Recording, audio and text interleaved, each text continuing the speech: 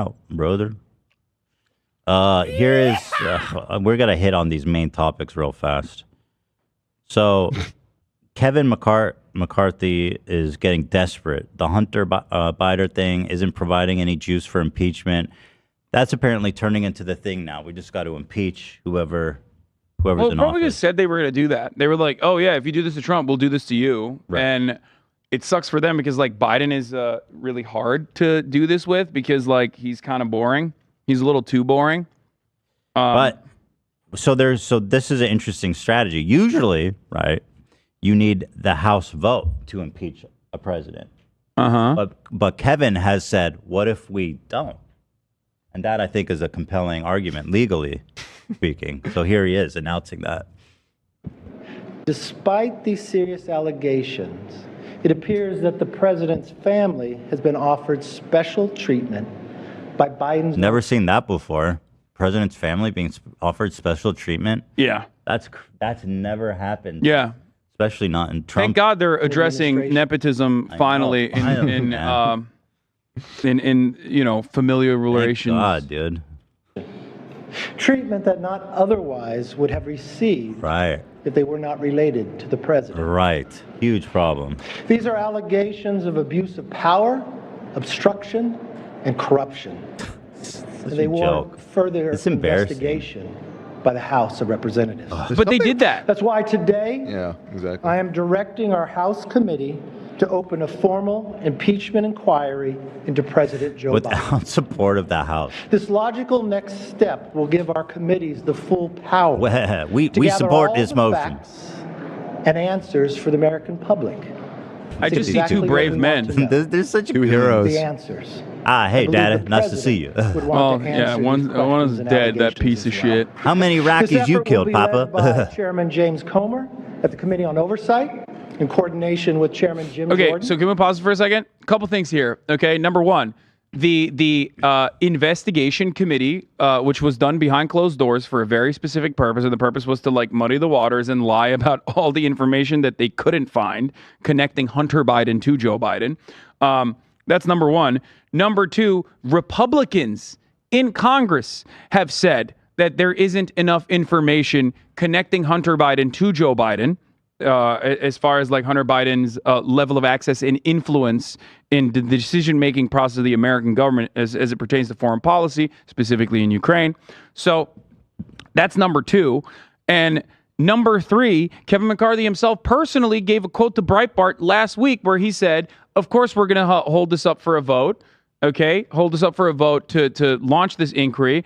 And then obviously didn't have the fucking votes to do that, so now he's trying to do it without actually putting it up for a vote. So every aspect of this is so haphazardly put together. Mitch McConnell himself has openly stated, as of like 2 days ago. And that's interesting because he can't really openly state anything. Yeah, he's just he gathered the last remaining health bar and juice that he had to say, yeah, we'll wait for the House to do its thing. The Senate is a whole different kind of issue.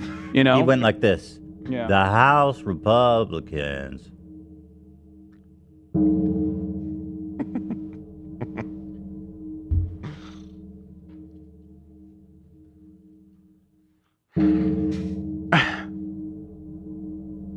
Yep.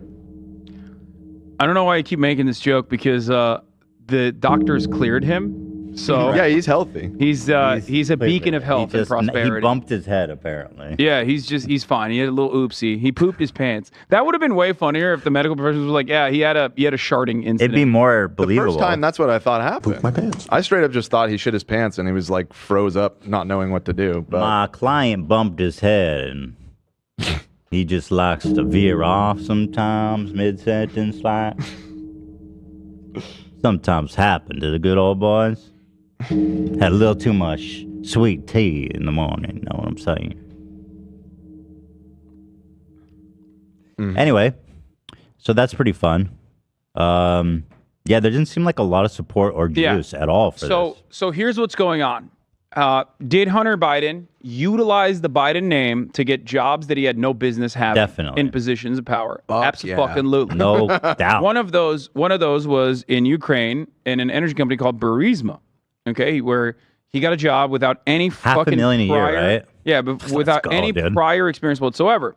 Part of the reason why he got this consulting gig was because he lied about having access to his dad. Part in that process, he also, in an effort to show everybody how much access he had to his dad, he had like phone conversations with his dad in front of those guys. But according to the actual testimony from Devin Archer, the other person that was investigated by the House committee, the Republicans, his business partner, right? His business partner, yes.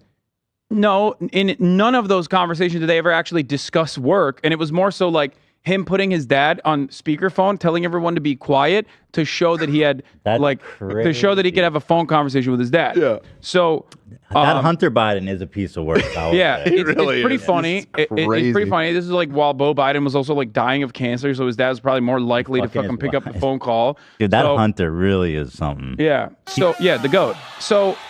All of that stuff is true, like nepotism, all that stuff is 100% real. The point is, if you want to impeach, a president for having a fail son, you have to somehow tie the fail son back to the president. And there is no paper trail that they've been able to find. There's no conclusive evidence that they've been able to find.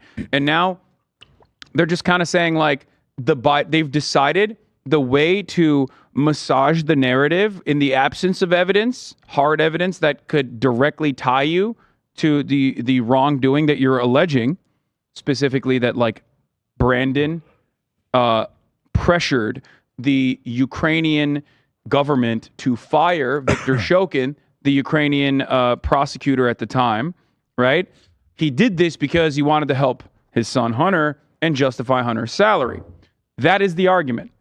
In order to make this argument stick, you have to have a couple different pieces of information. You have to have some kind of paper trail, or you have to, at the very least, have some like conclusive evidence that Hunter Biden and Joe Biden had conversations specifically about his Burisma job.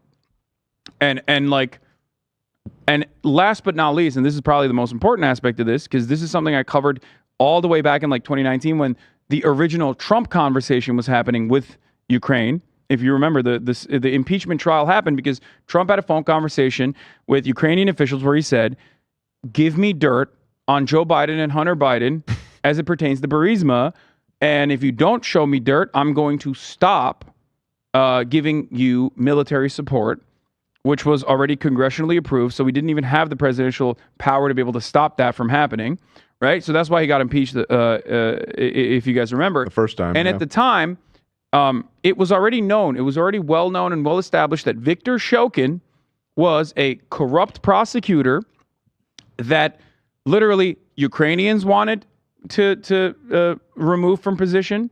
Civil society organizations that are involved in Ukraine wanted to remove from that position.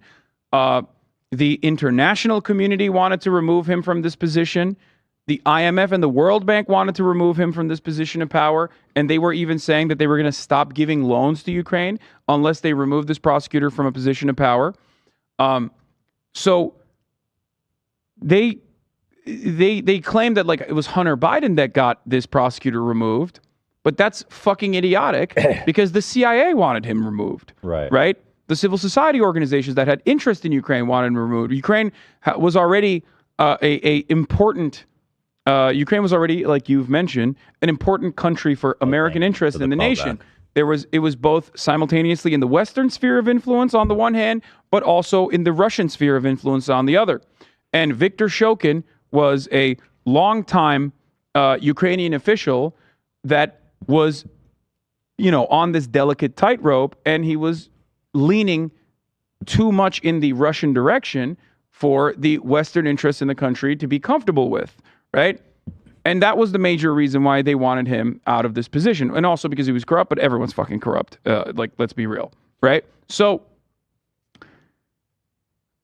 at the end of the day, the one aspect of this story that I find really hilarious is that Viktor Shokin, the corrupt prosecutor that Biden pressured Ukraine to remove, was also holding up investigations on Burisma. Yeah. So he was literally working in favor of Burisma. Yeah. Interesting. Him being fired was bad for them. Yeah. So him being fired was bad for Burisma because he had held up an investigation that the UK officials were conducting where they stopped the UK officials from actually seizing Burisma executives' assets to the tune of millions of fucking dollars. So why the fuck would Hunter Biden want this guy fired? If anything, if he didn't get fired after all of those civil society organizations that had interest in Ukraine wanted him to be ousted from his position, if he didn't get fired, then it would be improper. Then it you might have had a leg to stand on with respect to like what Biden was doing, because Joe Biden acted on the opposite interest of his son in that situation. Another interesting thing that I read was that when Biden administration found out that Hunter got that job, they launched their own internal investigation to figure out like what the fuck was going on. That's all pretty well documented. You mean the Obama administration? Because Biden was the VP. he was a VP. So there was an Obama administration investigation because they were worried about it at the time. Like, what the fuck is this? Like, y'all got to get your son in check. Yeah, because it makes us look. This looks horrible. Yeah, and it's all well documented. You want to know another really funny thing? K-File on CNN found this, Andrew. There was a bipartisan letter of support from Republicans and Democrats alike at the time pushing to remove Viktor Shokin from his prosecutorial powers. So fucking Republicans wanted this. Hunter Biden delivered on our promise. And here's the thing. The reason why there was so much bipartisan support for Ukraine at a time when no one was talking about Ukraine, even though Russia and Russian involvement in Ukraine was already happening in the eastern territories of Donetsk and LPR and DPR, right? There was back and forth shelling. Thousands of people were already dying, even though people in America did not know about it or care about it at the time. But there was bipartisan support. Why? Because it was in the American strategic interest. That's why there was bipartisan support. That's why when we were funding the Azov part of the Ukrainian national defense, for example, that it became a big problem from an optics perspective, at least, when you had John McCain and Amy Klobuchar going to Ukraine and hanging out with these guys and giving them fucking weapons and training and logistical support, and that the Obama administration had to actually go back on and specifically carve out a clause that would dictate that none of the weapons that we were given to Ukraine would go to the Azov the Azov brigade because they were Nazis or are Nazis. So, okay, I mean,